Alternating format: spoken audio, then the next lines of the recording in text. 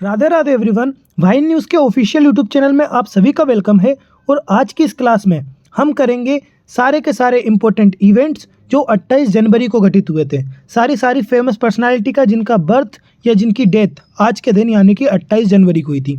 तो चलिए स्टार्ट करते हैं। बट स्टार्ट करने से पहले एक छोटी सी रिक्वेस्ट, आपको हर एक फैक्ट को अपने नोट्स में राइट डाउन करते चलना है। ओके, तो चलिए स्टार्ट करते हैं अपनी आज की पहली इंपॉर्टेंट पर्सनालिटी से जिनका आज जन्मदिन था, जिनका आज जन्म हुआ था। कौन? पंजाब केसरी या लायन ऑफ पंजाब, लाला लाजपत राय जी का। एक महान नेता, एक महान लाल बाल पाल, तीन एक्सट्रीमिस्ट में तो सबसे ज़्यादा पावरफुल और सबसे ज़्यादा एरिया कवर करने वाले अपने ओरा से। बात करते हैं लाला लाजपत राय की। तो इनका जन्म आज ही के दिन 28 जनवरी को 1865 में पंजाब में हुआ था, प्रेजेंट डे मोगा डिस्ट्रिक्ट में। ओके, बात करें अगर इनकी लाइफ जर्नी की, तो ये एक वेल्दी फैमिली से या फिर एक अपर देन मिडिल क्लास फैमिली से बिलोंग करते थे। और इन्होंने अपने लाइफ में स्टार्टिंग में लॉयर बने। इन्होंने अपने लाइफ में काफ़ी ज़्यादा अचीव किया। बट इन द ईयर 1907 ये बनते हैं सूरत सेशन के प्रेसिडेंट के इलेक्शन के लिए ये खड़े होते हैं। But because of the extremist and moderate dispute इनको सिलेक्ट नहीं किया जाता या इनको प्रेसिडेंट नहीं बनाया जाता, क्योंकि मॉडरेट्स को ये डर था अगर लाला लाजपत राय इंडियन नेशनल कांग्रेस का सूरत सेशन हेल्ड करते हैं, प्रिसाइड करते हैं, तो डेफिनेटली ब्रिटिशर्स इनको या पूरे के पूरे इंडियन नेशनल कांग्रेस को सप्रेस कर देगी। ओके, उसके बाद आगे चलते हैं। एंड फाइनली उनकी इतनी ज़्यादा एक्सट्रीमिस्ट पॉलिसीज़ की वजह, इतने ज़्यादा एक्सट्रीमिस्ट की वजह से ब्रिटिशर्स ने उनको मांडले जेल, जो प्रेजेंटली कहाँ पर है, म्यांमार में, उस मांडले जेल में इनको 2-3 साल के लिए कैद कर दिया। जब वो वहाँ से बाहर आए इन द ईयर 1914 में बाहर आए, तो उन्होंने इंडिया से बाहर रहना प्रेफर किया। कहाँ पे? उन्होंने सोचा कि वो यूएसए या फिर जापान जाकर स्टे करेंगे और वहाँ से इंडिया की फ्रीडम की प्रॉपरली बात करेंगे।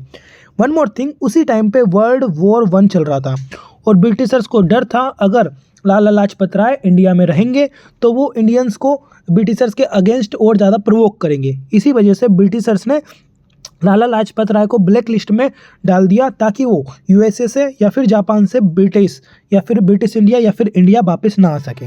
ओके, आगे चलते हैं और बात करते हैं 1917 की। 1917 में लाला लाजपत राय अमेरिका के न्यूयॉर्क में Indian home rule league of America बनाते हैं, उनकी सोसाइटी बनाते हैं, एक ऑर्गेनाइजेशन बनाते हैं, जिसने उस टाइम के यूएस के सेनेट में एक पेटिशन फाइल की थी 32 पेज की, जिसमें डिमांड्स थी कि इंडिया को फ्री किया जाए।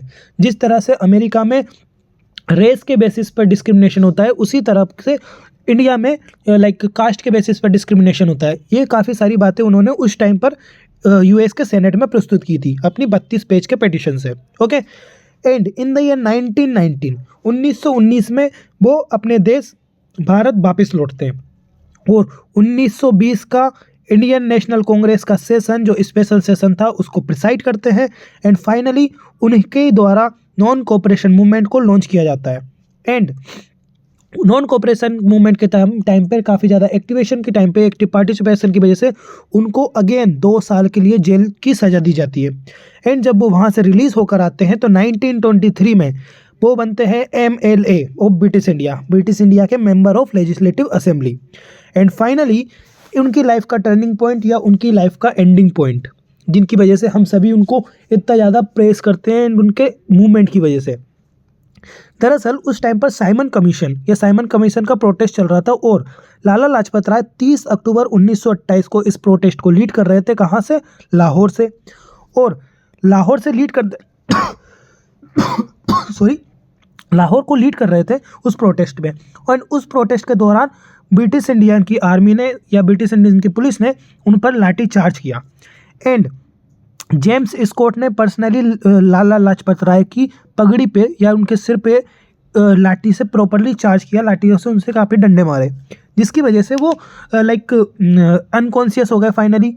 एंड जाते जाते या फिर एंड ऑफ द मोमेंट जब उन पे लाठियाँ पड़ रही थी तो उन्होंने एक स्टेटमेंट दिया था, मुझ पर पड़ रही एक एक लाठी ब्रिटिश राज की ताबूत की आखिरी कील साबित होगी।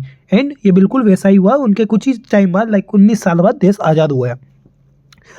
उनको काफ़ी ज़्यादा इंजरी हुई एंड फाइनली 17 नवंबर 1928 को लगभग 15 से 20 दिन बाद उनकी डेथ हो गई क्योंकि वो उस पर्टिकुलर रिकवरी से रिकवर नहीं कर पाए। वन मोर थिंग, इसका आउटकम क्या है, इसका आफ्टरमैथ रिजल्ट क्या आया? 17 दिसंबर, ठीक एक महीने बाद, भगत सिंह, राजगुरु, सुखदेव और चंद्रशेखर आज़ाद चारों ने मिलकर जेम्स स्कॉट को मारने का प्लान बनाया। बट अनफॉर्चुनेटली जेम्स स्कॉट को एज अ सॉन्डर्स की तरह समझा कि ये जेम्स स्कॉट है, एंड अनफॉर्चुनेटली सॉन्डर्स को मार डाला था। ये उन्होंने उनका बदला लिया था। ओके, मूव करते हैं अपनी नेक्स्ट पर्सनालिटी, जो है हमारे देश के पहले फील्ड मार्शल के एम करियप्पा। बात करते हैं अगर फील्ड मार्शल के एम करियप्पा का, तो उनका जन्म भी आज ही के दिन यानी कि 28 जनवरी 1899 में हुआ था। कहाँ पर? Coorg region, present day Karnataka में। उनकी अर्ली एजुकेशन की बात करें तो वो काफ़ी ज़्यादा वेल्दी एंड एक वेल्दी फैमिली से बिलोंग करते थे। Okay, one more thing, Agarwal Jain family से बिलोंग करते थे, एंड उन्होंने एजुकेशन को प्रॉपर करके उनका ड्रीम था कि वो आर्मी को सर्व करेंगे। एंड फाइनली उन्होंने दिल्ली कैडेट कॉलेज, जो कि इंदौर में लाया करता है, दिल्ली कॉलेज, वहाँ पर आर्मी की भर्ती में रजिस्टर कराया। एंड उन्होंने उस पर्टिकुलर एग्जाम में या पर्टिकुलर टेक्सल में 7th रैंक को अचीव किया। दिल्ली कॉलेज से उन्होंने अपनी पढ़ाई आगे की कंटिन्यू की और वो बन गए प्रॉपर आर्मी मैन। फाइनली अपनी पोस्ट पर डे बाय अपनी मेहनत से और अपने लगन से वो काफ़ी ज़्यादा प्रमोशन पाए। एंड बर्ड वॉर के टाइम पे 1939 पे जब स्कीन कमेटी लागू हुई, जिसने डिस्क्रिमिनेशन के बेसिस पे बन रही थी, तो उस कमेटी में भी फील्ड मार्शल के एम करियप्पन ने प्रॉपरली अपील किया था कि yes I am facing discrimination. उन्होंने प्रॉपर अपील किया था, प्रॉपरली बताया था कि उस कमेटी को कि हमको भी डिस्क्रिमिनेशन, भेदभाव को फेस करना पड़ रहा है। फाइनली 1942 में ये पहले इंडियन बने थे जिन्होंने एक बटालियन को कमांड किया था, फर्स्ट इंडियन। एंड 1947-48 देश के आज़ाद होने के बाद इन्होंने प्रॉपरली एक आर्मी को लीड किया एंड कश्मीर के इशू को अकेले सोल्व किया। कश्मीर के इशू को पाकिस्तान को एक कदम आगे नहीं बढ़ने दिया। आगे चल के 15 जनवरी 1949 के दिन, 15 जनवरी 1949 के दिन ये बनते हैं देश के पहले आर्मी के कमांडर इन चीफ। और उसी दिन को सेलिब्रेट करने के लिए, कमेमोरेट करने के लिए हम इस डे को सेलिब्रेट करते हैं as an army day. Okay, one more thing, इनके बारे में एक काफ़ी मॉरल और इथिकल से वैल्यूज़ काफ़ी ज़्यादा हाई थी, क्योंकि 1965 के वॉर के टाइम पे उनके बेटे के.सी. करियप्पा, जो कि एक एयर मार्शल कमांडेंट हुआ करते थे, उनको पाकिस्तान की आर्मी ने पकड़ लिया था, प्रिजनर ऑफ वॉर बना लिया था। एंड जब उन आर्मी को पता चला, पाकिस्तान की आर्मी को पता चला कि ये के.सी. करियप्पा के.एम. करियप्पा के बेटे हैं, तो आर्मी वालों ने पाकिस्तान ने के.एम. करियप्पा के पास फ़ोन किया कि आपके बेटे या आपके लड़के हमारे पास बिल्कुल सेफ़ हैं, हम उनको वापस लौटा रहे हैं। But KM. करियप्पा ने प्रॉपरली कहा, आप सिर्फ मेरे बेटे को पहुंचा रहे हो, रिटर्न करा रहे हो, या पूरी की पूरी यूनिट को? तो पाकिस्तान वालों ने कहा सिर्फ आपके बेटे को।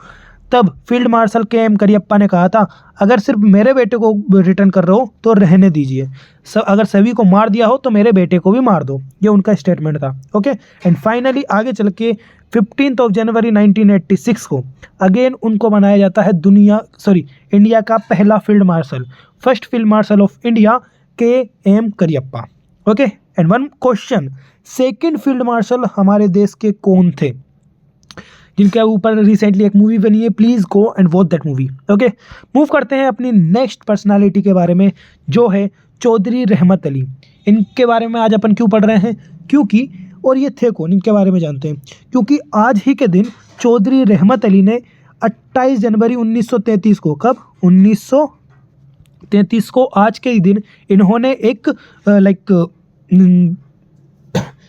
एक पर्टिकुलर आर्टिकल निकाला था। किस नाम से? नाउ और नेवर, आर वी लिव और पेरिश फॉर एवर, जिसमें इन्होंने लाइफ में इन पूरी दुनिया में फर्स्ट टाइम एक टर्म यूज़ किया गया था, पाकिस्तान, इनके द्वारा। ओके, इस आर्टिकल में इनके अकॉर्डिंग पाकिस्तान का मतलब होता था land of the pure. And इन्होंने जब पाकिस्तान का बाइफर्केशन किया, पाकिस्तान का डिवीज़न किया, तो बताया पी मतलब पाकिस्तान, पंजाब का एरिया, ए मतलब अफगानिया यानी कि अफगानिस्तान का एरिया, के मतलब कश्मीर का एरिया, एस मतलब सिंध का एरिया, और टान मतलब बलूचिस्तान का एरिया। ये उनका डिवीज़न करने का पहला कदम था। आगे चल के 1934 में ये मिलते हैं जिन्ना से, मोहम्मद अली जिन्ना से। एंड ये काफ़ी ज़्यादा उतावले थे, काफ़ी ज़्यादा पाकिस्तान बनाने के मूड में, या फिर देश को डिवीज़न या फिर इस्लाम के बेसिस पे, धर्म के रिलीजन के बेसिस पे एक देश बनाना चाहते थे, और ये काफ़ी ज़्यादा एक्टिव कर रहे थे, काफ़ी ज़्यादा हरी कर रहे थे। तब जिन्ना ने कहा था, don't be in hurry, let water flow, ज़्यादा उतावले मत हो, जो ऐसा हो रहा है वैसा होने दो, हम डेफिनेटली इन फ्यूचर पाकिस्तान को अलग लेकर रहेंगे। और चौधरी रहमत का अली का सिर्फ इतना ही नहीं था कि उन्होंने पाकिस्तान का टर्म दिया, वो इतने ज़्यादा रेडिकल थे, कहा जाता है वो जिन्ना से भी ज़्यादा रेडिकल हुआ करते थे in terms of Muslim, Hindu Muslim. And इनको सपना था कि सिर्फ पाकिस्तान नहीं बल्कि बंगाल को सेपरेट करके बंगिस्तान, हैदराबाद के एरिया को सेपरेट करके ओस्मानिस्तान, और इंडिया में अलग अलग मुस्लिम टेरिटरी जहाँ पर मुस्लिम्स की ज़्यादा आबादी है वहाँ पर हैदरिस्तान, फरुकिस्तान, मुनिस्तान एंड सिद्दीकिस्तान बनाने का इनका ड्रीम था। और इनको यही नहीं, सिर्फ इंडिया ही नहीं बल्कि श्रीलंका तक, श्रीलंका में भी ये सैफिस्तान एंड नसारिस्तान बनाना चाहते थे, इतने स्थान बनाना चाहते थे। अब सुनिए इनकी मेन बात। जब देश आज़ाद हुआ 1947 में, पाकिस्तान इंडिया का डिवीज़न हुआ, तब ये पहुंचते हैं 1948 में, कहाँ पर, सॉरी 1947 में देश आज़ाद होने के बाद पहुंचते हैं ये पाकिस्तान इंडिया से। एंड वहाँ पर जब इन्होंने देखा कि पाकिस्तान का जो इन्होंने सपना देखा था वो था काफ़ी बड़ा, बट पाकिस्तान बना बहुत छोटा, तब इन्होंने जिन्ना को कहा था कुसलिंग ए आज़म। जिन्ना का रियल टाइटल है कायदे आज़म, मतलब the great leader, but Chaudhry Rahmat Ali ने जिन्ना को टाइटल दिया क्विसलिंग ए आज़म, मतलब ग्रेट ट्रेटर, बहुत बड़ा गद्दार। जिन्ना को इन्होंने गद्दार की कहा। इसी वजह से उस टाइम के पीएम लियाकत अली खान ने इनकी जितने भी बिलोंगिंग्स थे, इनके घर, इनकी प्रॉपर्टी, इनकी मूवेबल और इमूवेबल संपत्ति, सभी को जब्त किया। एंड फाइनली अक्टूबर 1948 में इनके इस तरह के स्टेटमेंट की वजह से, इनकी नेगेटिव सोच की वजह से इनको पाकिस्तान से बाहर निकाल दिया। सोचिए, जिस इंसान ने पाकिस्तान के नाम को सबसे पहले यूज़ किया, पाकिस्तान को नाम दिया, जिस इंसान ने पाकिस्तान को अलग करने की बात कही, उसको उसी के देश, उसी की ज़मीन पाकिस्तान से निकालकर बाहर फेंक दिया। Okay, so these are the 3 famous personality जिनका आज जन्म हुआ था, या जिसने यानी कि चौधरी रहमत अली ने आज के दिन पाकिस्तान का टर्म दिया था। Okay, so this much is from my side.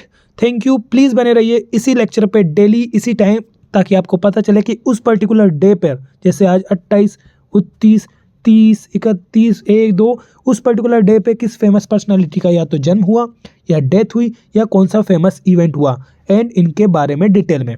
Okay, thank you.